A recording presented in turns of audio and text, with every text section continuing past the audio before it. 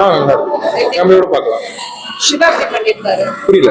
Siva hero heroine நல்லா பண்ணிருக்காரு. செட்டிலா இருக்கு நடிப்பு. நல்லா இருந்துச்சு. ஃபேமிலியோட வந்து பார்க்கலாம். பரவாயில்லம்மா, இந்த பசங்களை எல்லாம் பார்த்து நடத்தணும்னு 8-9 வயசுல மனசை மாறிடும். அதெல்லாம் கரெக்ட் பண்ணணுன்றது வந்து பெற்றோர்களுக்கு அட்வைஸா இருக்கு. ரொம்ப சூப்பர், நல்லா இருந்துச்சு. என்ன மாதிரியான கான்செப்ட் படம்? எப்பயும் ராம் படமா இருக்கு, நல்லா இருந்துச்சு.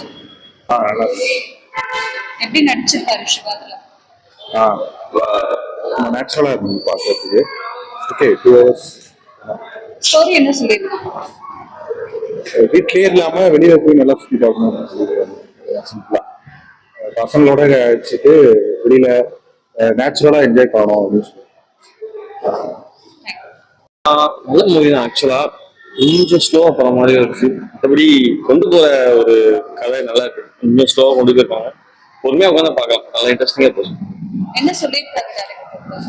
ஸோ எக்ஸ்ப்ளோர் பண்றப்போ நிறைய விஷயம் கத்துக்கணும் அப்படின்னு நினைக்கிறாங்க. மற்றபடி என்ன சொல்றது, பிள்ளைகளை வச்சு நல்லா பார்த்துக்கணும் அப்படின்ற ஒரு இன்ட்ரெஸ்டிங்கான ஒரு விஷயத்தை கொண்டு வந்திருக்காங்க. நல்லா இருக்கு படம். என்ஜாய் பண்ற மாதிரி இருக்கு. கொஞ்சம் ஸ்லோவா போகுது. கொஞ்சம் பொறுமையா இருந்தா பார்க்கலாம். நல்லா இருக்கு. ஆர்டிஸ்ட் எப்படி நடிச்சிருக்காங்க? நல்லாவே நடிச்சிருக்காங்க. ஆக்சுவலா முக்கியமா அந்த பையன் நல்லாவே கொண்டு போயிருக்கான் அந்த படத்தை. மற்ற ஆக்டர்ஸ் வந்து எல்லாமே நல்லாவே நடிச்சிருக்காங்க. மெயின் கேரக்டர் வந்து பையன் தான். அந்த பையனை வச்சுதான் படமே போகுது. அந்த பையனை வச்சுதான் அவங்க அப்பாவும் சரி, அவங்க ஃப்ரெண்ட்ஸும் சரி. ஸோ எல்லாமே நல்லா தான் கொண்டு போயிருக்காங்க. கொஞ்சம் ஸ்லோவா இருக்கிற மாதிரி மூவி இன்ட்ரெஸ்டிங்கா இருக்கு.